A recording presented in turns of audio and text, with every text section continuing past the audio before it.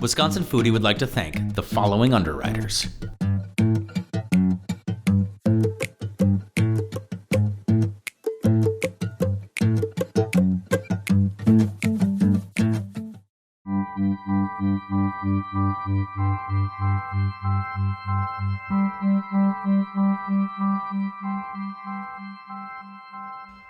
I'm Steve Stettler.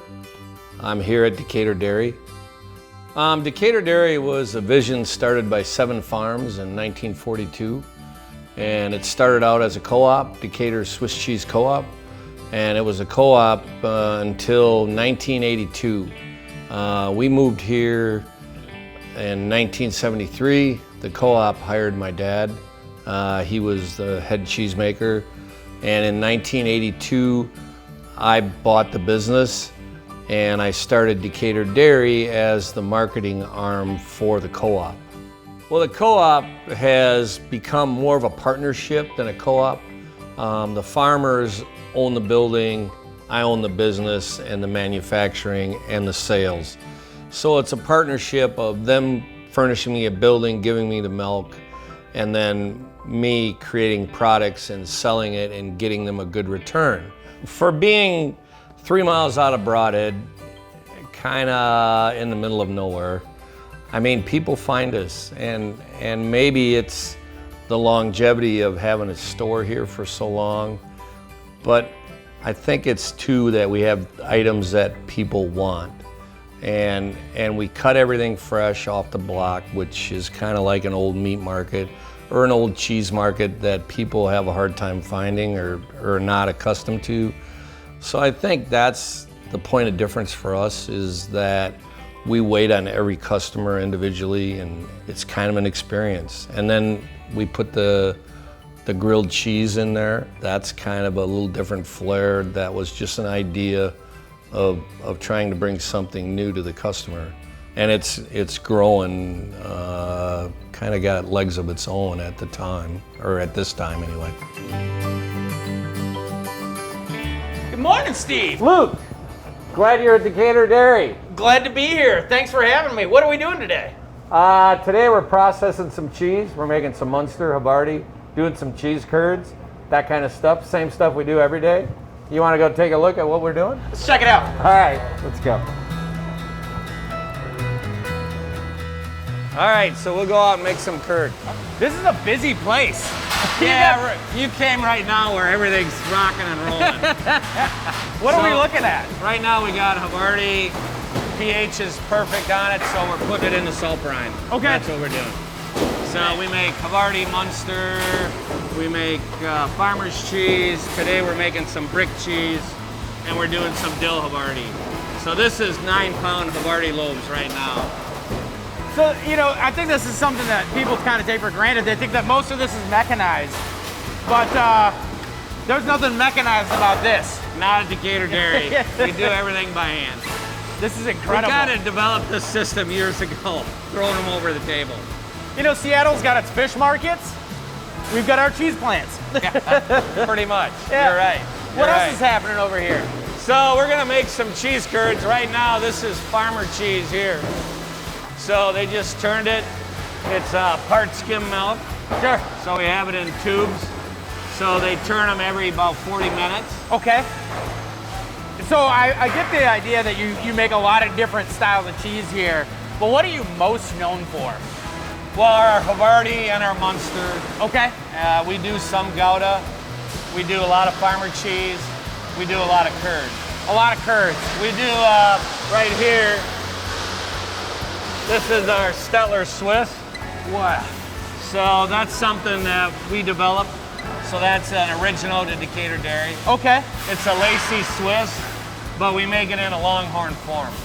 We do the same cheese in a Colby Swiss. Okay. So we mix Colby and our Swiss together, and that's pretty unique also. Well, what's next in the process? What are we gonna see? We're gonna do some cheese curd. Yeah. That's next. So we got some in the vat.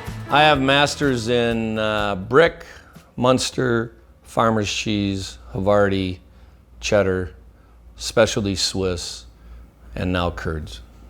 And I've always felt that cheese curd should be a master cheese.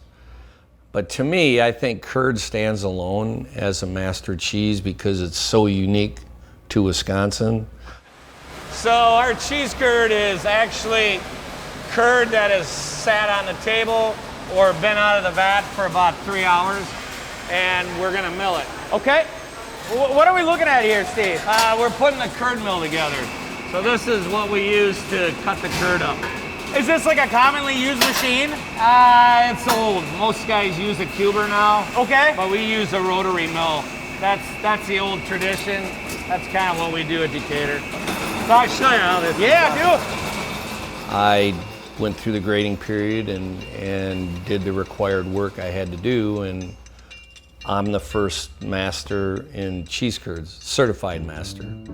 So that's kind of a cool thing, but it was also kind of a mission of mine to get cheese curds, which I think are standalone in Wisconsin, as a master cheese. And I think most people would agree with me that curds should be a master cheese in Wisconsin. This is an activity I can almost guarantee no other chef in America gets the experience of participating in. We're cutting fresh cheese curds here at Decatur Dairy, and a lot of this is done the old-fashioned way.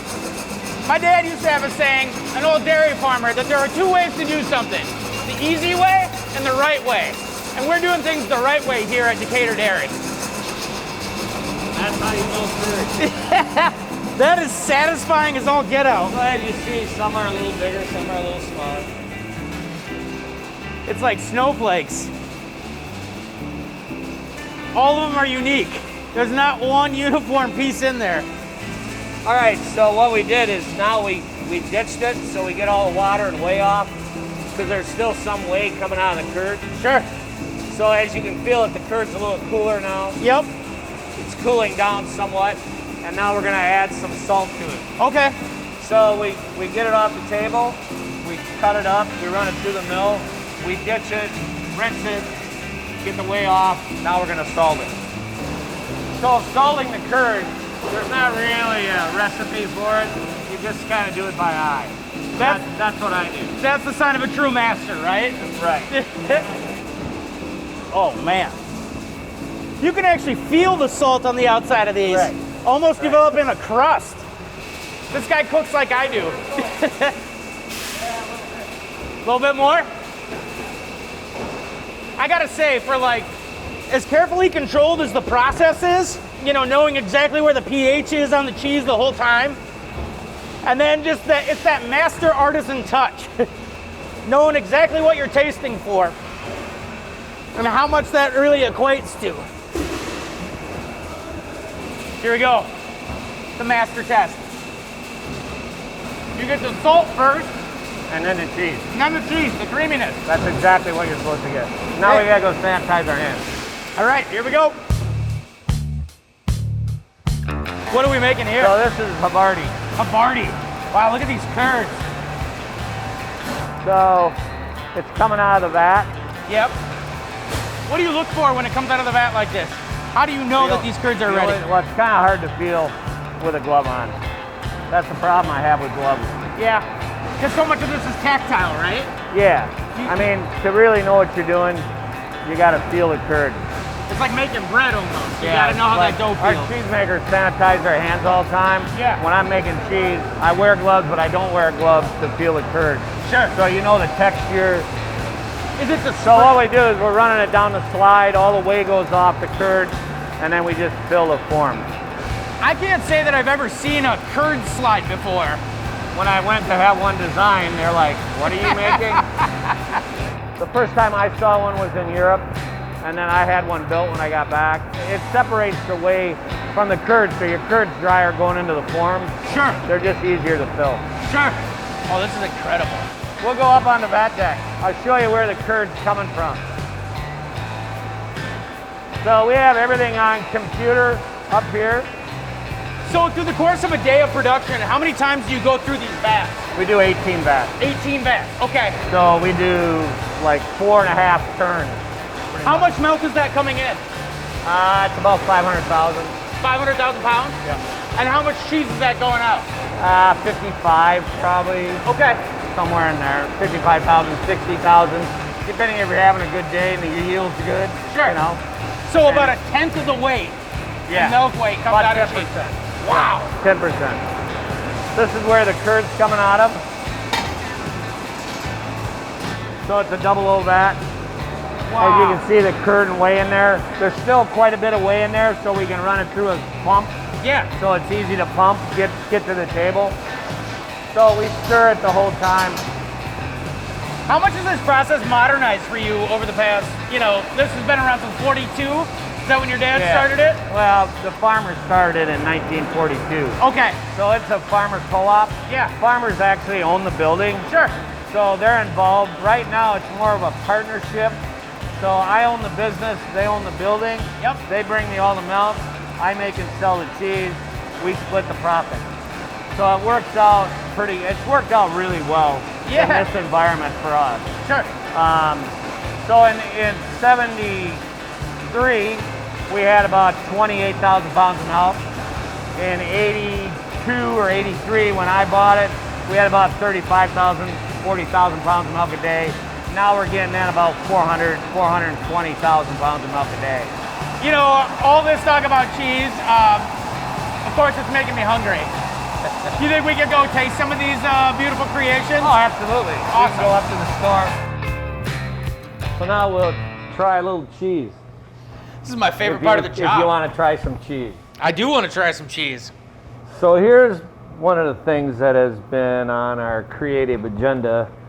We got messing around with cheddar, which I'm a master in, and Munster, which I'm a master in.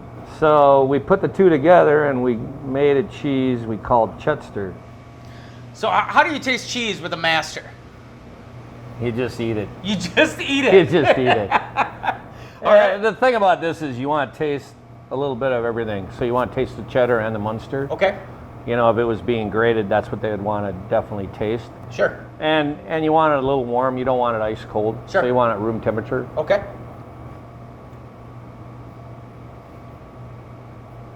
So the Munster kind of mellows out the cheddar. Yep. It's delicious. You're right, that Munster kind of like gives it a body, like that buttery creaminess. That sometimes cheddars as they sharpen or they're aged, Right. they kind of lose a little bit of that.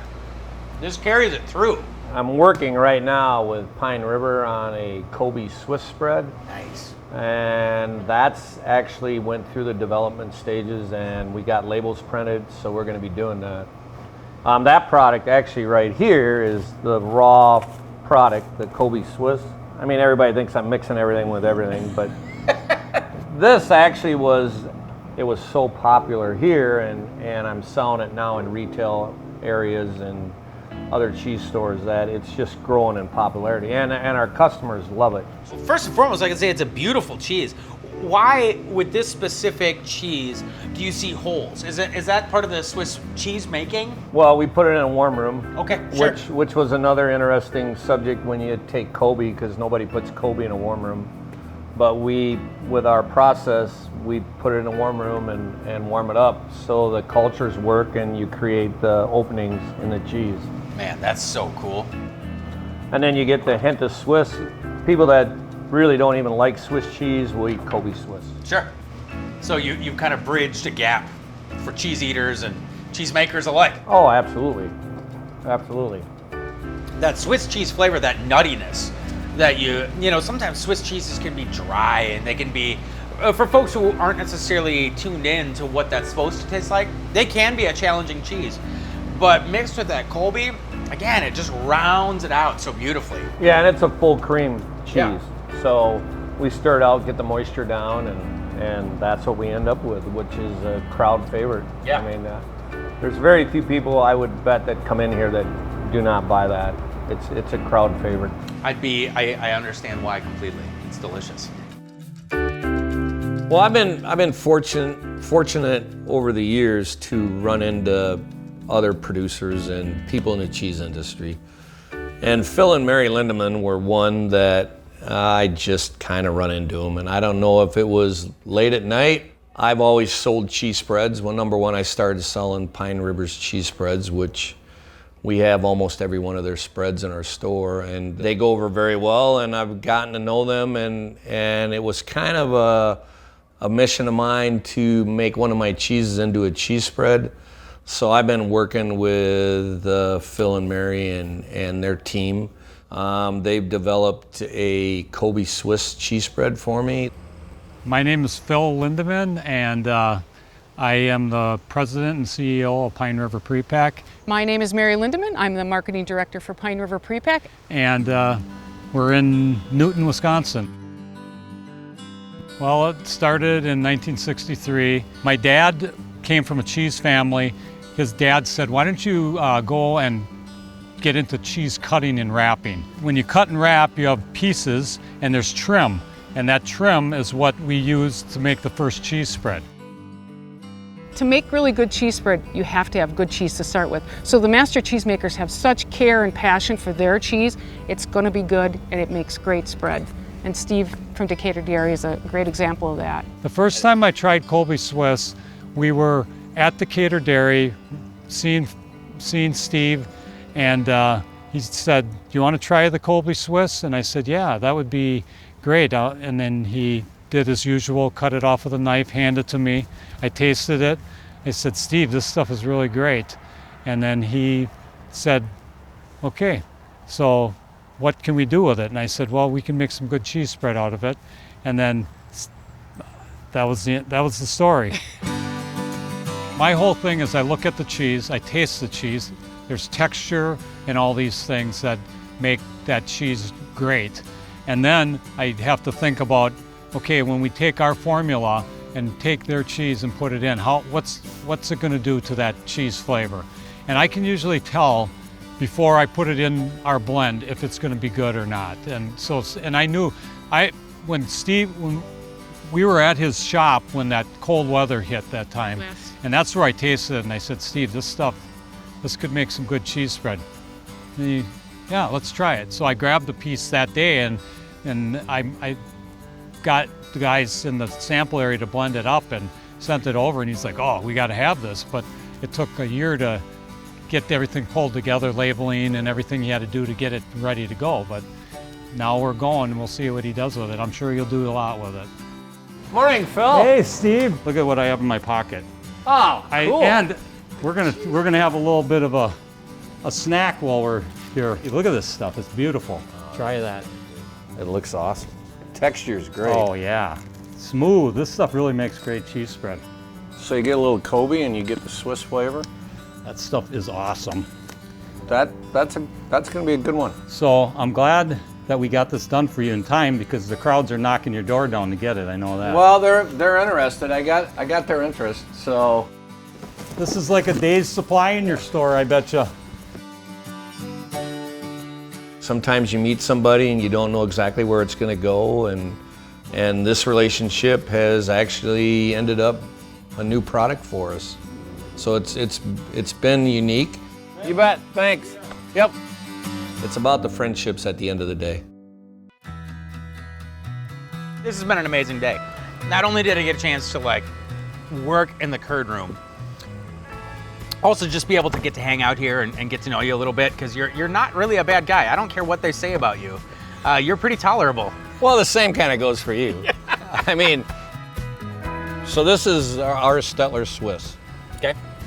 And we put it on the grilled cheese, and that's, I mean, this one here we sell a lot of. Oh, man. And people that don't even like Swiss will order this because it's so smooth. It's so smooth. This is next level.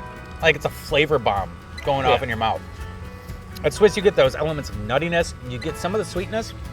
There's something else about this. It's the sauce. Tell me about the sauce. Secret sauce. Yeah. What's in the secret sauce? It's just secret. I can't tell you. It's just secret. Yeah. There's chives in it. Everybody can figure that out. But other than that, it's a secret. Other than that, it's a secret. Okay. I'm starting to pick up on it now. Are you the sauce? And now I'm not going to say anything about it because it's your secret. You're starting to pick up on it. Mm-hmm. The notes, huh? The notes, yeah. That's my job. That is your job. the notes. That's what keeps bringing people back. Is just they're a little different and they're a little unique. It's not a normal grilled cheese you're going to find in a restaurant. No, it's not. But I think that that's part of the experience. You come out here outside of Brodhead. Number one, it's beautiful.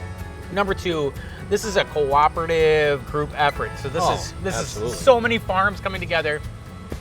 You've got a master cheesemaker. You've got people who come to work and have fun at work and like what they're doing. You've got a hub of activity out here in rural Wisconsin.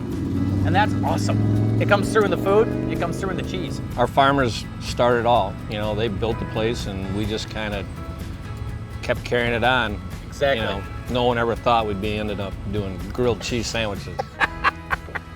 Let alone on television, huh? Right, right. Well, here's to the best farmers in all the land. You Cheers. got it.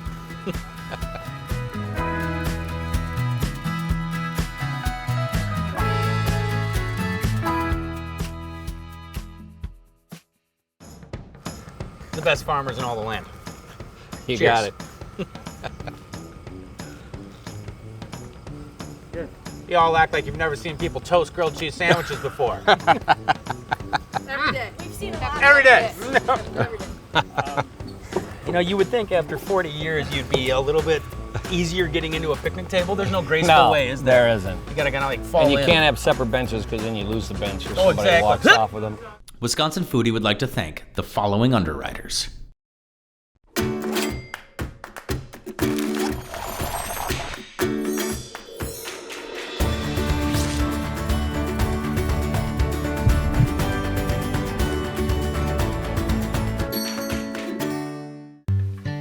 The dairy farmers of Wisconsin are proud to underwrite Wisconsin Foodie and remind you that in Wisconsin, we dream in cheese.